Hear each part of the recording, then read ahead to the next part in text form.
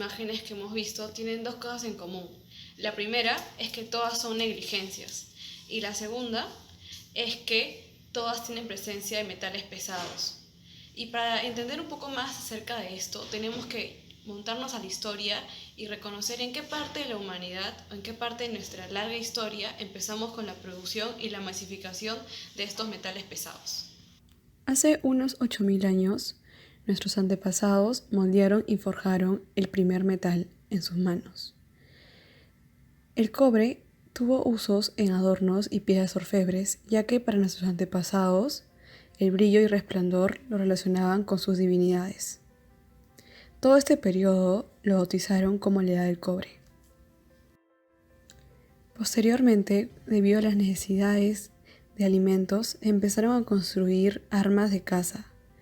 2000 años después, surgió la cuna de la civilización, Mesopotamia, y con ella aumentaba la densidad poblacional y algunos enfrentamientos.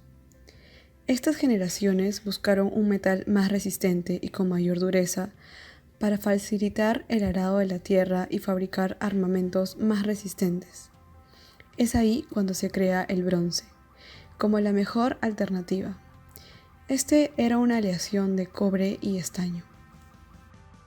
Años y siglos más tarde, llegó a nuestra historia el metal más influyente tal vez de toda nuestra humanidad, y se le bautizó como la Edad del Hierro.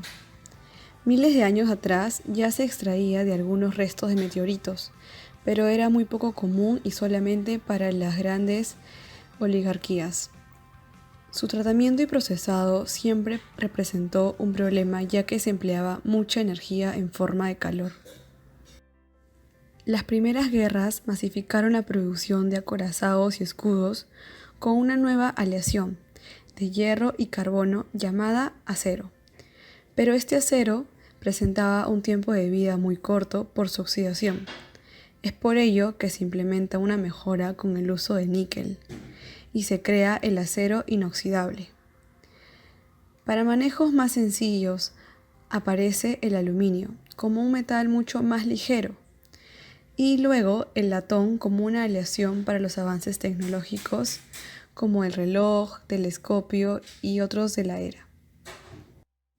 En efecto, el campo de la siderurgia empieza a notarse más y más y más.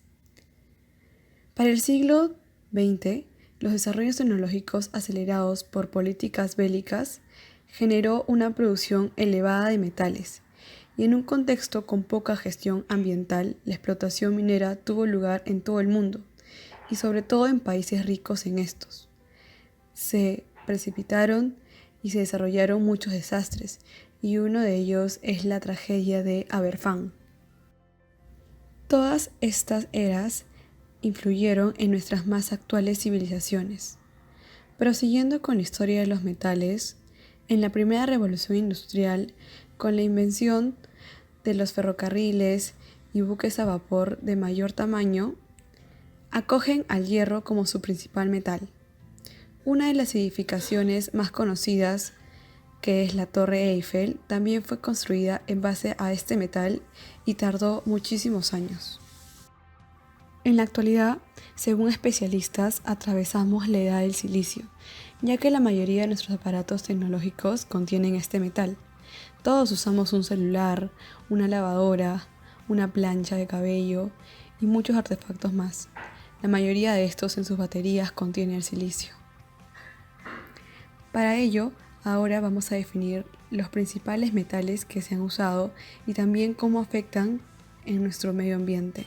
Es por ello que hemos invitado a un especialista que nos va a tratar un poco más sobre los conceptos y definiciones de cada metal.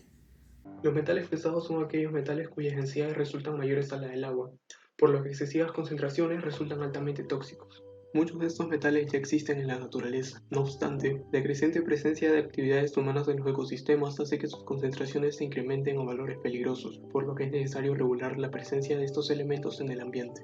Los metales pesados más comunes son el cobre, el cromo, el cadmio, el arsénico, el zinc, el plomo y el mercurio, los cuales son emitidos al ambiente mediante distintos tipos de actividades humanas.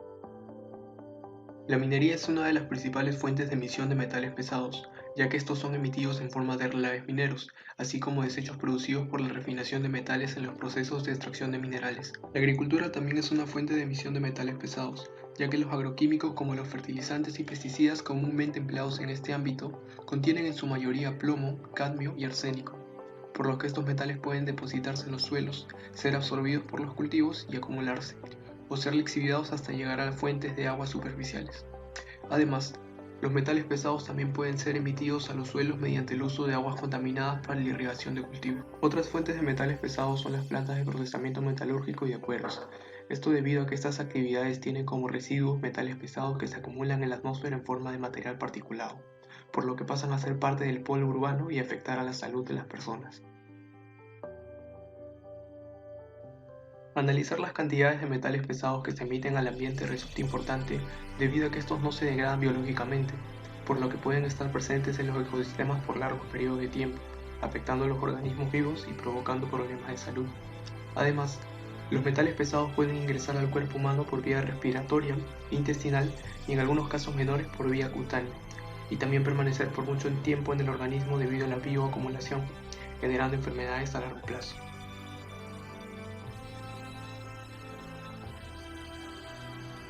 El plomo puede adherirse a los glóbulos rojos y degradarlos para así causar problemas como la anemia, fatiga crónica y esclerosis. En el caso del mercurio, este metal en el organismo es capaz de causar temblores, gingivitis y enfermedades como el autismo. Metales como el cadmio pueden producir severos efectos en los tejidos óseos al ser absorbidos por el organismo, como la osteomalacia o la osteoporosis.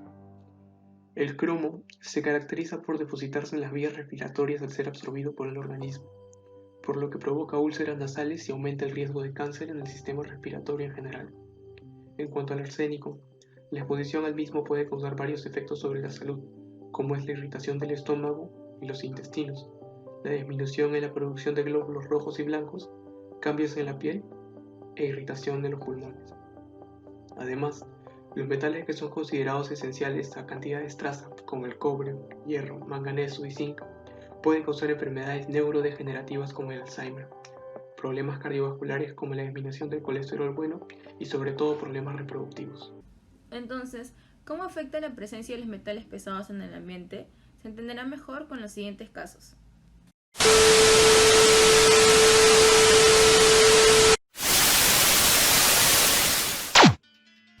El 21 de abril de la primavera de 1956 en Minamata, Japón, una niña de 5 años comenzó a presentar convulsiones y diversas dificultades en su salud.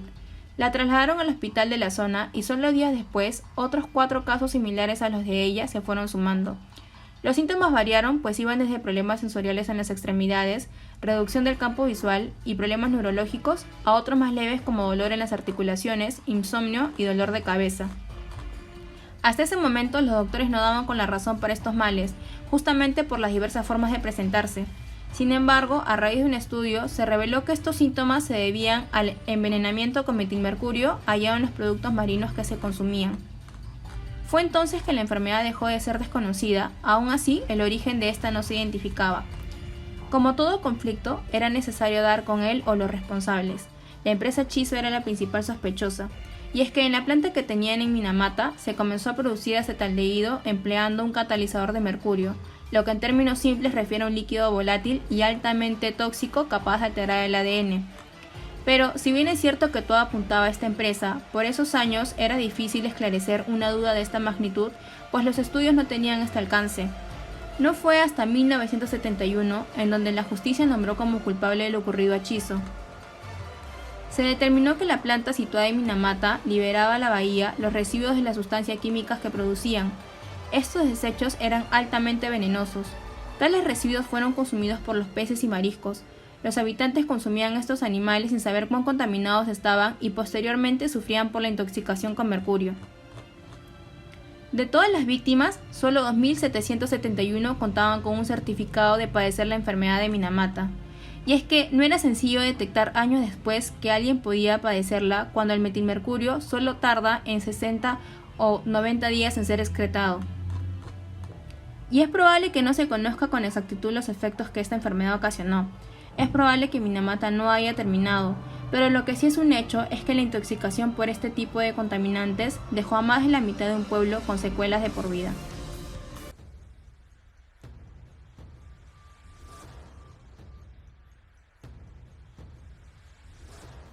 «40 años de problemas ambientales y conflictos sociales en la cuenca del río Moche». En 2018, el biólogo y catedrático de la Universidad Nacional de Trujillo, Carlos Bocanegra, en una entrevista con RPP, califica al río Moche de enfermo terminal, debido a los niveles de metales pesados en él. Cromo 4 veces más de los límites permitidos, arsénico 17 veces y cadmio 24 veces más. Ese mismo año, en julio, la Autoridad Nacional del Agua, ANA, declara en estado de emergencia por 60 días el río debido al riesgo de contaminación por la unidad minera Quirubilca. A pesar de esto, los pescadores de la zona aprovecharon para pescar tilapias y venderlas en los mercados de la ciudad. En 2019 se siguen presentando quejas por el río Moche sobre la falta de medidas y acciones para mitigar la contaminación por relaves. A finales de ese año, una solicitud es presentada a la Administración Local del Agua para reconsiderar declarar en emergencia la cuenca del río Moche. Para reflexionar y citando a Thomas Berry, el mundo natural es la comunidad sagrada más grande a la que pertenecemos. Dañar esta comunidad es disminuir nuestra propia humanidad.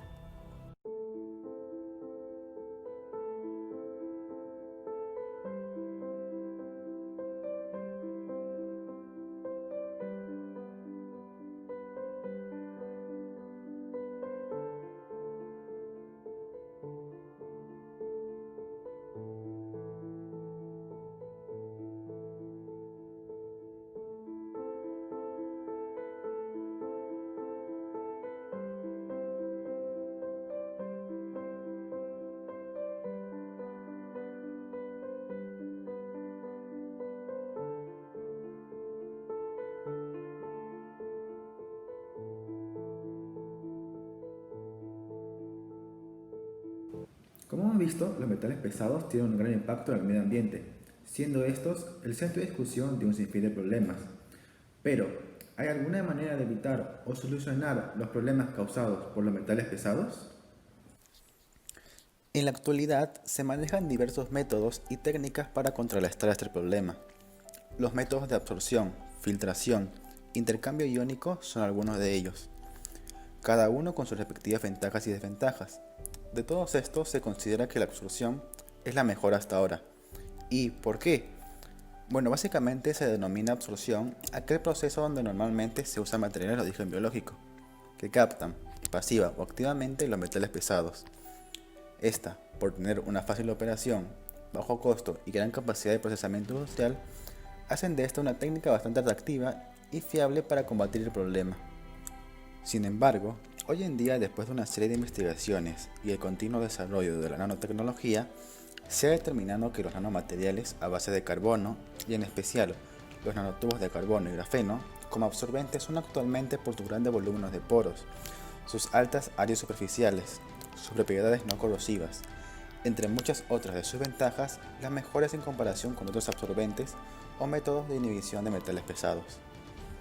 Algunos de los nanomateriales más conocidos son, por ejemplo, el EDTA-GO, que es esta modificación unión que se le hizo al óxido de grafeno con el agente quelante EDTA para mejorar la capacidad absorbente del óxido de grafeno, que es conocido por ser un absorbente ideal para la eliminación de sustancias como el plomo. Como hemos visto, las soluciones están ahí y cada año, investigaciones tras investigaciones son realizadas con el fin de solucionar este problema. Pero, ¿son aplicadas estas técnicas efectivamente para solucionar este problema? ¿Por qué no se usaron para los casos anteriores? Estas son preguntas que tanto tú como yo nos hacemos. Albert Einstein dijo una vez, la formulación de un problema es más importante que su solución. Pero escuchando los casos de Minamata y el río Moche, nos damos cuenta que ni con el problema y la solución a la vista es posible llegar a una situación que favorezca a todos. Incapacidad, corrupción, un dilema por el cual 2 minutos de reflexión nos harían